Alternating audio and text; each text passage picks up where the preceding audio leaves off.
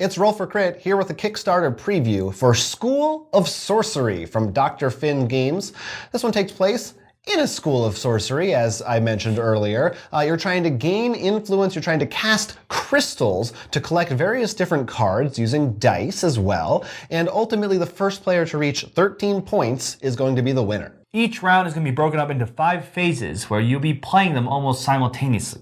The first phase is simply gaining more crystals to use. You may have some left over, but you'll always have at least 5 to use.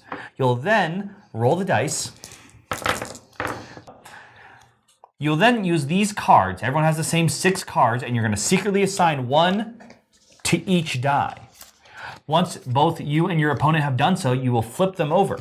Now they'll have various effects, but they involve interacting with the cards next to that die symbol. So this card will interact with the 4 slots because it's on the 4 die. Some of them may involve none. Some will add 1 or 2 of your crystals to the card. Some of them may even flip the die over. So before you add it, it goes to the other side, meaning you're going to be adding them to that one instead. A good way to trick up your opponent. You may also add to the portal, which is the next step. After you've added all your crystals, you're going to go look at the portal, and if there's only 1 player there, they'll take all the crystals and add it to any card of their choosing besides the portal. If there's 2 players there, you're each going to secretly take a die, hide it behind your cards.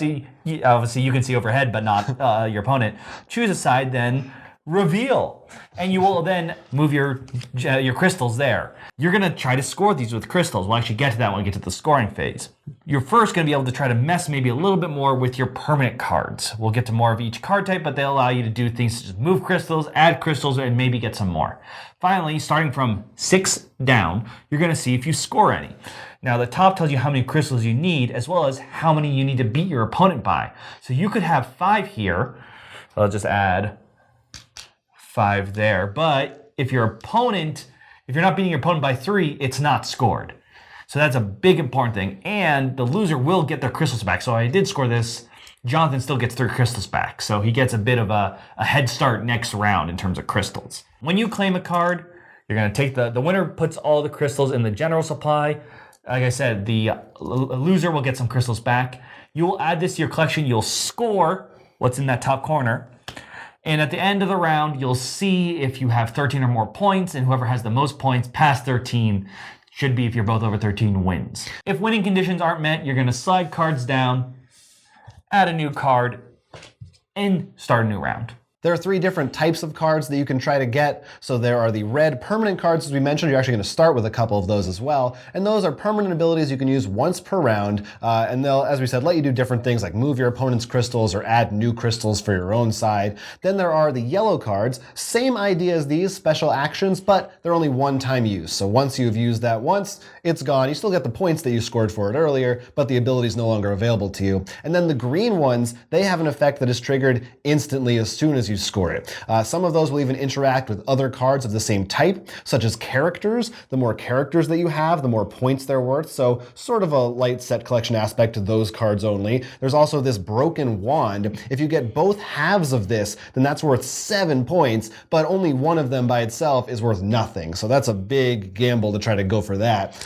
Or if someone else gets it, you really want to try to stop them from getting the other half. Yeah, it can become a really fun game of, are you willing to let that person get it, and just a lot of crystals score up on it. Yeah, and that's a big part of this game, is really the trying to figure out, where is my opponent going? What are they trying to do? Are they really going for that, or are they maybe going to play a card that will flip their die? There's also a nice little chart down here that shows you, in case you forget, because I do, what the other side of the die is. Right, I mean, I know in my head, like, it always adds up to 7, but if you saw me going like, right. So you're trying to think like, well, there's no way they can get to 4 no matter what they're doing, and I can, so maybe I'll try to score 4 this round. And that's where the portal also comes in, because then, like in this case, we're both looking, you're like that wand right now, I'm like, you could be like, he could score that and get those 7 points. Is it worth me to try and block him, or? Yeah. So it can really get intense with those mind games. This is strictly a 2-player game. This is also a reimplementation, too, of an older game that Dr. Finn put out. So there's some changes, some streamlined stuff. Of course, some of this is a prototype, so there's some stuff you'll see that